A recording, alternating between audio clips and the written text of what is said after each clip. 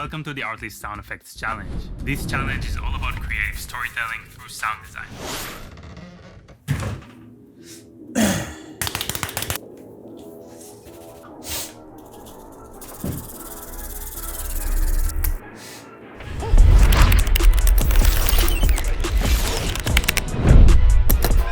We'll see if we got what it takes. Who knows? We might not. Welcome to the Filmfluence Behind the Scenes. Let's get to writing. So when it comes to writing this short, how did we do it? Well, I knew I wanted to have a voiceover, so I had to figure out what I wanted to say. And so I pretty much just came up with the feelings that I've been feeling as a filmmaker in the pandemic and trying to balance life with film and all the important things that are in life, as well as doing your job and providing for your family. You know, the music was gonna be a big factor. So I went and found something that fit it pretty well, I think, put them together, made sure it was under a minute. Then I started writing the B-roll. I'm kind of doing it as I go. I have general ideas for what kinds of shots I want to put at certain timestamps, but I'm not entirely sure how it will turn out or how it will look. I already work full-time producing a TV show. I don't really have a lot of time to do this kind of stuff, so it's little by little. What is going on, guys? We're out here filming the first shoot day. We just got some miscellaneous gear shots, pretty much just showing off some non-talent that we don't have. Elijah was actually cameraman for most of this. Shout out to Elijah. He's been my apprentice in the... What are you talking about? I've been teaching him the ways of the dark side of the Force.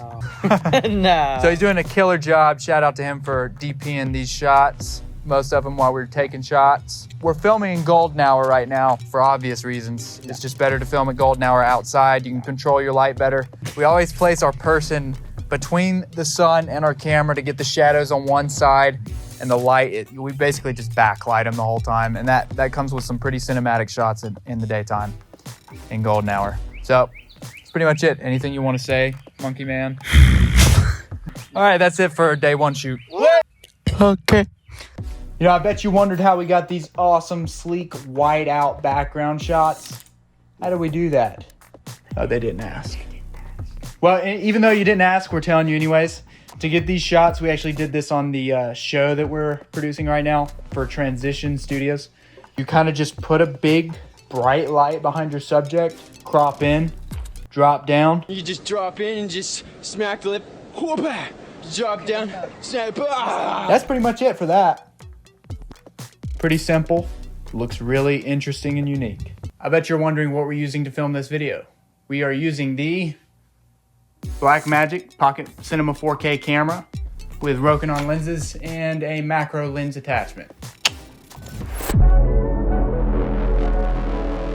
So for lighting this short film, I really wanted to match a natural kind of look, just because of the mood and the setting of the film. The majority of my shots were pretty much just lit by this Godox SL60W.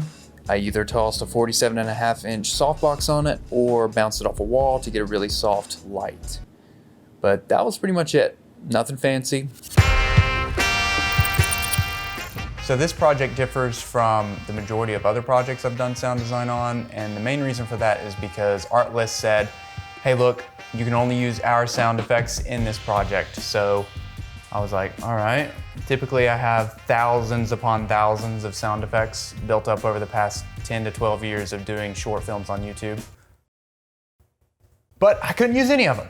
So the first thing I had to do was download their sound effects pack, their gift pack that they gave away for this challenge. And quickly I noticed I did not have nearly enough sound elements for this thing. I mean, I dragged one in and I was like, oh no. So I quickly upgraded my Artlist subscription to music and sound effects instead of just music and went from there. I will say that once I did this, I was very pleased by the amount of sound effects that these guys have. I mean, Artlist has so much sound. With this film, there's a voiceover, and the voiceover kind of inspired my music. And then the voiceover and music inspired the shots that I chose to get, and then the shots inspired the sound design. there were a couple of key things that I looked for in the pace and in the edit to play around with sound. There's time, so speed ramping things, and then speeding them up, slowing them down, transitioning with the movements. There is movement, so anything physical moving in the scene, and then there's ambience. So pretty much what you would expect to hear wherever we are in the film. And those three things is what I let fuel the sound design. So as I watched the film, I just paid attention to those things, and then it's kind of weird because the majority of the sound I just thought in my head. So I'd play it back and just listen and think, okay, what does this sound like? What should this sound like? What can this sound like?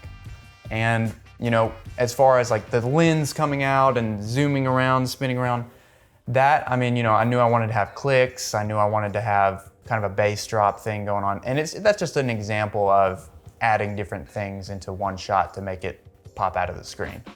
Sound design is really how you make your films come to life. I mean, it's 75% of the work, honestly. You can have great visuals and terrible sound design, and it will be trash. You can have great sound design and not so great visuals, and it will be amazing. Why? I don't know. It's also worth to note that if you are doing sound design for a project, people will subconsciously pick up on sounds that should exist that aren't there. So if there's a scene that you're watching that you just did and you're like, why? I feel like it's missing something. Well, then it is. Sound. Add sound design. Those dogs really anger me right now. Just ignore them. You want to keep your sound effects not too jarring. They don't need to be too loud or distract from the voiceover or the music or the dialogue or the monologue. You want them to be subtle, but you want them to be clear and you want them to be precise. But that doesn't mean that you have to use the exact sound effect from that object for it. Let's say you have a cup sliding on a table. Well, you could look up cup sliding on table and use that sound effect, or record yourself moving a cup on the table, or you could get creative. You could use sand sprinkles to emulate grain on the table. You could use concrete movement sounds. You could use a lot of things just to sweeten that up. And that's really the majority of the sound effects process on my end, is what sound effects am I hearing? And then whatever I hear is what I add. Okay, so if I can think of a sound, I'm like, what sounds like that? I'm like, boom, that's what it is. You know what it is? It's a laser gun sound effect. I'm putting it in there. And then it sounds, even though it's literally a piece of chalk writing on a chalkboard, the laser sound effect made it sound so crisp and clean. That sound doesn't exist in that environment, but when watching a film, it just adds so much more to it. So that is kind of my process. Now I know that this portion of the behind the scenes is specifically about editing, and I only talked about sound design. So, you know, there's so many different things. There's pacing, there's color grading, there's visual effects, time remapping, all sorts of stuff like that, that I did not touch on this.